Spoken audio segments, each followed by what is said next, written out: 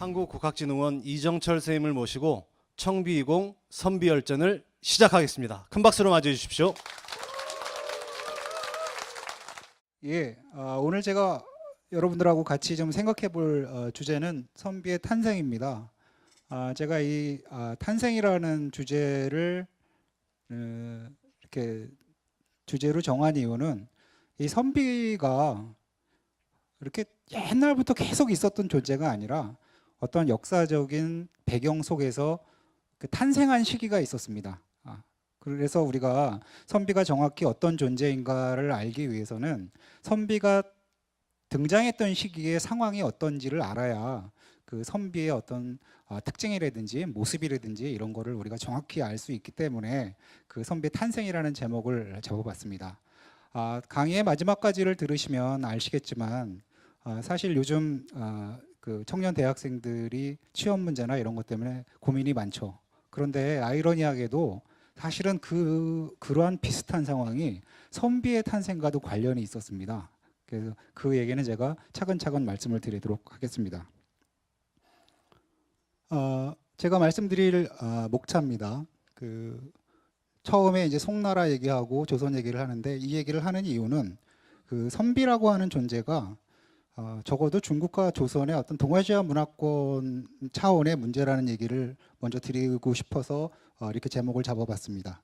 그리고 또 두 나라의 그 문치주의, 그러니까 칼이 아니라 글로 나라를 다스리는 거하고 선비가 관련돼 있다. 그리고 거기에는 경제적인 특징도 있고 또 그 이후에도 보시겠지만 선비는 특히 중국과 대비되는 조선만의 어떤 특징이 또 있습니다. 그리고 마지막으로는 제가 오늘날 이런 특징들과 비교해 봤을 때 오늘날의 선비들은 도대체 어떤 사람들이고 옛날과 무엇이 같고 무엇이 다른가 하는 얘기를 좀 간단하게 살펴보는 것으로서 길지 않은 강의를 마무리하고자 합니다. 먼저 우리가 그 선비가 이렇다 저렇다를 얘기하기 이전에 도대체 어떤 사람들을 우리가 보통 선비로 이렇게 자연스럽게 머리에 떠올리는가 하는 거를 좀 생각해 볼 필요가 있다고 생각을 합니다. 제가 여기서 이제 그 범중언부터 시작해가지고 구양수, 사마강 뭐 쭉 얘기를 했는데 뭐 이쪽에 좀 관심이 있는 분이든 없는 분이든 그 이름을 한두 명은 좀 들어봤을 겁니다. 뭐 대단히 유명한 주희, 주자학의 주창자죠. 주희. 그 다음에 주희에게 가장 강력한 영향을 줬던 이정이라고 부르는 이게 형제 사이입니다. 정이, 정호. 그 다음에 우리가 보통 장횡거로 알고 있죠. 장제. 그 서명으로 유명한. 하늘은 내 아버지라고 부르고 땅은 엄마라고 부르고 어머니라고 부르고 그 주위의 사람들은 다 나의 형제라고 부르는 그 서명으로 아주 무지하게 유명한 분이고 그 자치통감을 쓴 사마강이나 또 뭐 소식 같은 사람도 우리 그 적벽부로 아주 유명한 사람들이죠. 근데 우리가 여기서 그 주위에서 봐야 될 거는 뭐냐면은 이렇게 유명한 사람들이 굉장히 비교적 짧은 역사적인 시기로 보면 비교적 짧은 시간 동안에 밀집해서 이렇게 등장을 했다는 겁니다. 그러니까 그 이전에도 지식인들이 있었는데 우리는 뜨문뜨문 알고 있는데 이 시기 지식인들은 우리가 비교적 많이 알고 있고 이게 우리가 많이 하는 차원이 아니라 몰려서 태어났다는 겁니다. 이게 분명히 무슨 이유가 있는 거죠.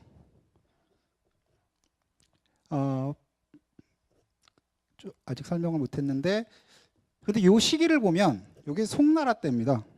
송나라 때. 그러니까 대략 한 10세기 후반, 11세기, 12세기 한 중반 정도, 13세기 초반인데 이 전성기는 이제 11세기, 12세기가 전성기입니다.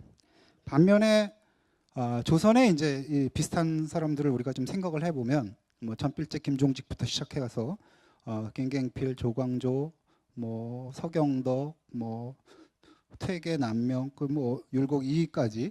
근데 이분들도 이렇게 보면 어떻습니까? 굉장히 밀집해서 태어났죠.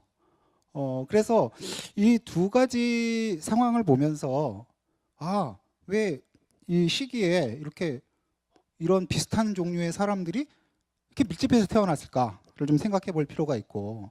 그런데 이제 여기서 첫 번째로 우리가 들은 게 뭐냐면 당시의 정치적인 상황입니다. 이 송나라 이전의 시기를 우리는 5대 십국시기라고 부르는데 언제냐면은 당 멸망부터 시작해가지고 송에 의한 통일이 있을 때까지로 중국이 아주 크게 분열되었던 시기입니다.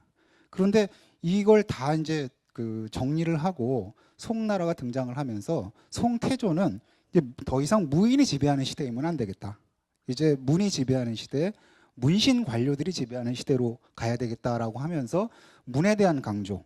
그러면서 당연히 그 당시에 가장 주요한 사상적인 흐름이 유교, 성리학이었습니다. 당연히 유교적인 교양을 가진 사람들이 글 공부를 했고 이 사람들이 이제 관료가 됐죠. 조선도 비슷했습니다. 조선은 우리는 보통 조선의 건국이라고 하는 거를 그냥 조선 건국부터 치는데 사실 따지고 보면 조선의 건국은 13세기 말부터 14세기 한 중반 무렵까지 원나라 지배가 제일 첫 번째 단서가 됐습니다. 이때 이제 굉장히 많은 여러 가지 문제들이 있었고 그 문제들을 이제 원나라가 무너지고 난 다음에 그거를 개혁하는 고려 말에 개혁파들이 등장을 합니다. 그리고 그 개혁파들의 그 노선 중에 한 노선이 조선을 건국한 세력이 됐습니다. 그래서 조선을 건국했던 사람들 같은 경우에는 기본적으로 성리학적 교양을 가진 사람들이고 더 이상 무신 지배나 이렇게 싸움이 아니라 정말 문의 힘으로 나라를 다스려야 되겠다라는 생각을 처음부터 가지고 있었습니다. 상당히 비슷한 맥락이 있죠. 그래서 문치를 중심으로 하는 나라를 처음부터 건국을 시작을 했고 그거를 잘 보여주는 게 뭐냐면은 이미 태종 때 전국의 모든 행정단위의 향교, 국립학교를 다 설치했습니다. 이게 사실은 대단히 대단한 일입니다.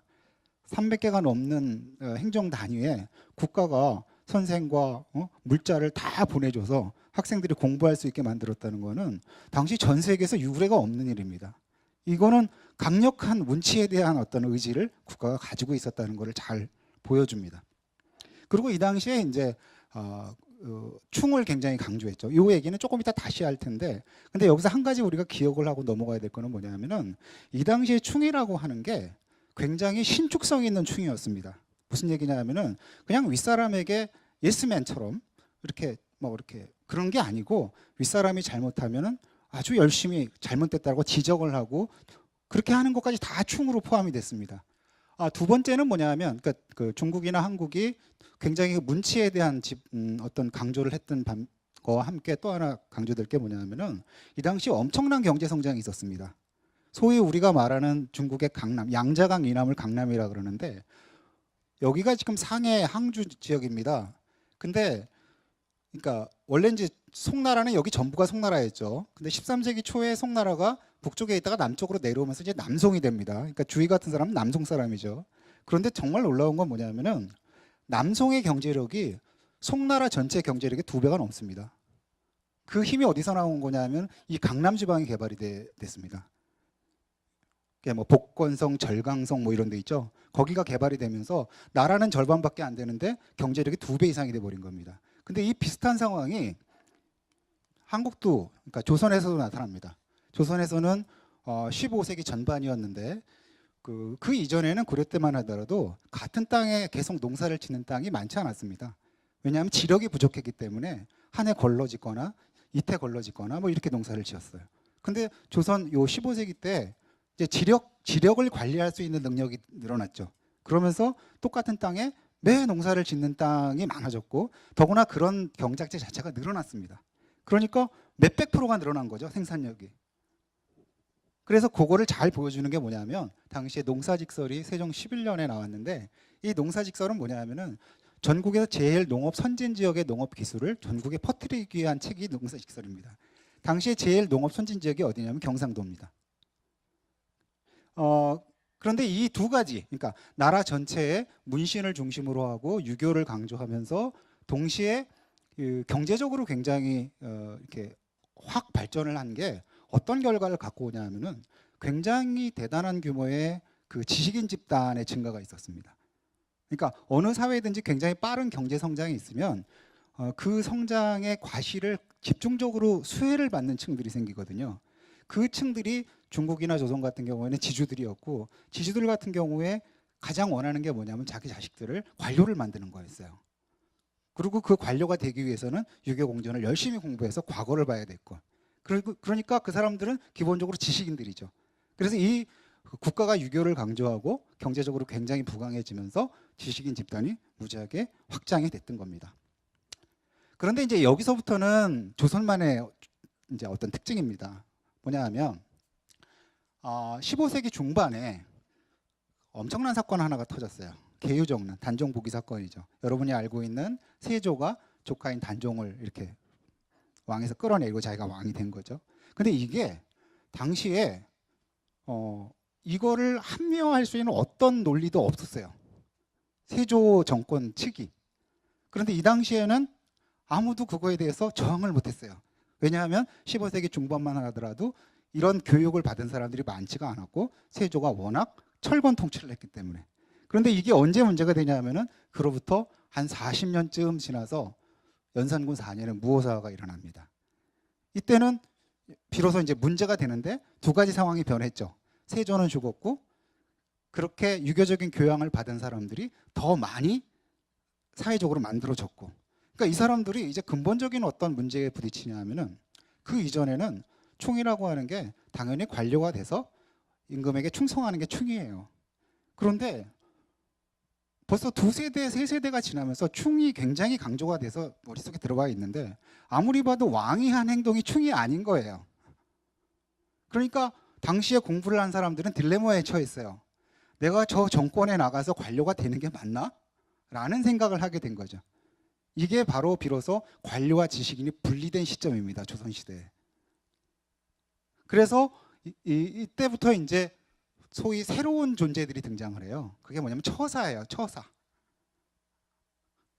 관료가 될 수 있는 충분한 능력과 실력을 갖고 있음에도 불구하고 의롭지 못하기 때문에 나아지 않는 사람들이 생겨난 거예요. 이 처사가 선비의 기본 모형입니다. 아직 그 처사만으로는 우리가 아는 선비의 다는 아닌데 기본 모형이 그겁니다. 그래서 그 이후에 여러 가지 사화를 겪게 되죠. 그런데 되게 신기한 거는, 혹은 어떻게 보면 너무 당연한 거는, 이렇게 정권의 탄압을 받음에도 불구하고 이런 생각을 가진 사람들이 점점 더 늘어나요. 이거는 아주 사회적인 대세로 이렇게 쭉 퍼져나갑니다. 그래서 여태까지 이제 우리 선비의 어떤 그런 거를 좀 정리를 해보면 몇 가지로 정리할 수 있습니다. 첫 번째는 뭐냐면 성리학적 지식을 갖춘 지식인이다. 여기까지는 아직 선비가 아니에요. 사실은 선비의 굉장히 중요한 부분이긴 한데, 두 번째는 바른 윤리의식을 가졌다는 겁니다. 그리고 더 중요한 거, 사실은 이 세 번째가 선비의 핵심적인 내용입니다. 그렇게 판단했을 뿐만 아니라 행동했다는 겁니다. 그래서 이 시기에 처사가 나오고 출처의 개념이 나옵니다. 나갈 건가? 나가지 않을 건가? 나가서 도가 행해지면 나가서 벼슬하고, 그렇지 않으면 물러나는 거예요. 그런데 이걸 오늘날의 관점에서 생각해 보면 직업 선택을 안 해버리는 거죠. 옛날 사람이라고 쉽지는 않았습니다. 그래서 이게 바로 뭐냐 하면은 중국과의 차별성이 바로 이겁니다. 그리고 이게 바로 사실은 지금도 마찬가지인데 한국, 중국, 일본 세 나라 중에서 지식인의 사회적인 지위가 제일 높은 게 한국입니다. 중국도 마찬가지고 일본도 마찬가지고 지식인의 지위가 낮아요. 이게 왜 그러냐면은 요즘 지식인들이 잘해서 그런 게 아니고 조선시대 500년 동안 그렇게 살아서 지금 그 음덕을 보고 있는 거예요. 사실은. 그래서 이제 나중에 15세기 중반을 지나 선조쯤 돼서 비로소 이제 선조가 무슨 얘기를 하냐면은 선조까지도 선비는 국가의 으뜸이 되는 기운이다. 원기라는 말을 왕도 해요. 국가의 으뜸되는 기운이 왕이 아니고 선비라고 얘기를 해요. 이거는 조선왕조실록에 수도 없이 나오는 얘기입니다. 그래서 이제 과거와 현재의 차이를 어떻게 보면 이제 제가 이 말씀을 드리기 위해서 지금까지 말씀을 드렸는데, 같은 점과 차이점을 이렇게 보면은 그러니까 오늘날까지 비교를 해서요. 그러니까 중국의 송나라, 조선시대 오늘날까지 비교를 해서 보면 국가 사회 모두 교육을 강조했다는 점은 똑같습니다. 두 번째, 급격한 경제 성장을 했다는 것도 똑같아요. 한국이 70년대, 80년대 엄청나게 경제 성장을 했죠. 그 결과가 뭐냐 하면은 대학이 팽창을 했어요. 70년대 중반 정도만 하더라도 고등학교 졸업하고 대학 가는 사람들이 10%도 안 됐어요. 80년대 초중반만 해도 20% 정도밖에 안 됐어요. 근데 지금 70%, 80%예요. 그러니까 그 결과적으로 사회가 감당할 수 없을 만큼의 지식인들이 생겨버린 거예요. 그걸 저는 그냥 잉여 지식인이라고 표현을 했습니다. 그러면 옛날과 지금의 다른 점은 뭐냐? 옛날에는 교육이, 특히 유학은 간단히 말하면 자기 실현을 하는 학문입니다. 자아를 찾는 학문이에요. 바른 사람이 되는 게 학문의 궁극적인 목적이에요. 그러니까 굉장히 독립적인 개인, 바른 사람을 키우는 게 이 유학의 목적이에요. 가장 유명한 게 신독이라는 개념이죠. 혼자 있을 때조차도 조심한다는 얘기예요. 근데 지금은 어떤 지식인을 만드냐면 기능적 지식인을 만들어요. 이게 회사 인간이에요. 그러니까 회사에 취직하지 않으면 이게 자기가 아무것도 아니라고 생각을 하는 거예요.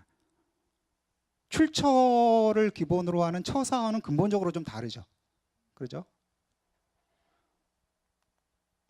그래서 오늘날 저는 선비의 조건이 뭐냐? 그러면 저는 개인적으로 두 가지 정도를 말씀드리고 싶습니다. 첫째는 도덕적, 지적, 경제적으로 독립적일 수 있는 사람이어야 된다. 제가 여기서 이 순서가 중요합니다.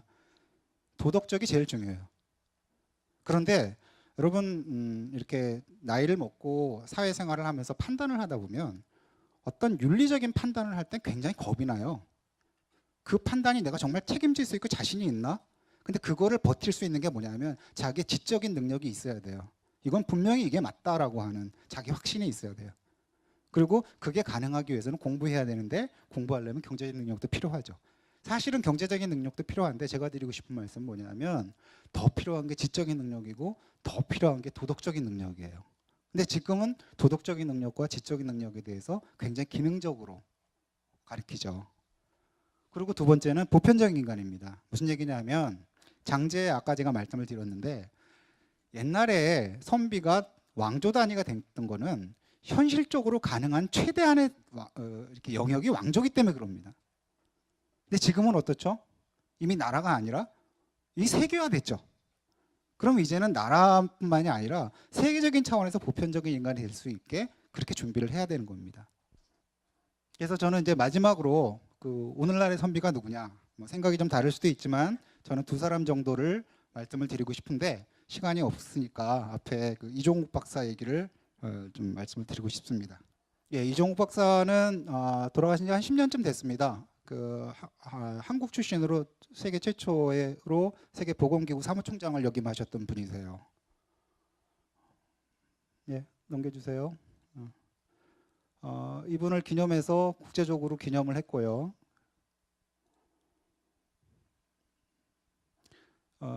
그는 우리의 마음과 기억 속에서 항상 함께할 것이다. 대단한 선비는 우리가 퇴계나 율곡을 기리듯이 이렇게 지금도 길어집니다.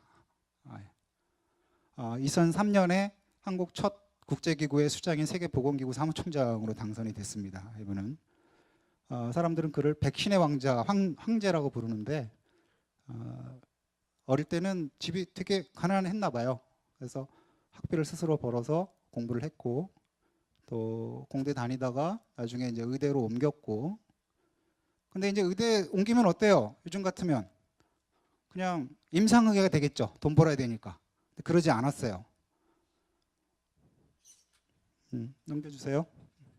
그래서 남태평양의 조그만 섬나라 사모아에서 병원 의사로 일했어요. 이 양반이 나중에 내가 국제기구 사무총장이 되기 위해서 일했을까요? 전혀 아니죠. 그들은 더 많은 사람들을 치료하고 싶어서 한센병이 뭐죠? 문둥병입니다. 문둥병. 문둥병 자문관 생활을 시작을 했습니다. 그리고는 2003년에 사무총장으로 취임했고 그의 첫 공약이 내가 300만 명의 에이즈 환자에게 치료제를 보급하겠다라고 얘기를 했어요. 그런데 에이즈 대부분 많이 걸려있는 데가 아프리카죠. 낙후된 의료체제 또 예산도 없고 불가능한 공약이라는 우리의 목소리가 많았습니다. 근데 이때 이 양반이 한 말이 뭐냐면 안 된다고 생각하면 안 될 수많은 이유와 핑계가 있다. 될 이유를 생각해라. 나는 인류를 위해서 반드시 해야 되는 일인가에 대해서만 고민하겠다. 훌륭하죠. 이게 선비입니다. 그리고 결국 300만 명 중에 100만 명만 치료제가 보급이 됐는데 실패에 대한 그의 생각은 하지 않은 것보다 하는 게 낫다는 거예요. 그리고 점차로 에이즈에 대한 관심이 생겨났고 또 이런 소아마비 발병률도 낮춰졌고 이 양반이 하는 말은 우리는 옳은 일을 해야 하고 올바른 장소에서 해야 하며 올바른 공급을 해야 된다. 이걸로 뭐 돈 번다든지 뭐 할 수 있다든지 없다든지 뭐 이런 얘기 안 하죠. 네. 옳다고 생각하면 행동해라. 이게 어때요? 500년 전 조선의 선비하고 다를 게 하나도 없죠. 하나도 없습니다. 그래서 저는 이런 선비들은 아마 지금뿐만 아니라 그러니까 옛날뿐만 아니라 지금도 많이 있을 거라고 생각을 합니다. 예, 여기까지가 제가 준비한 내용입니다. 감사합니다.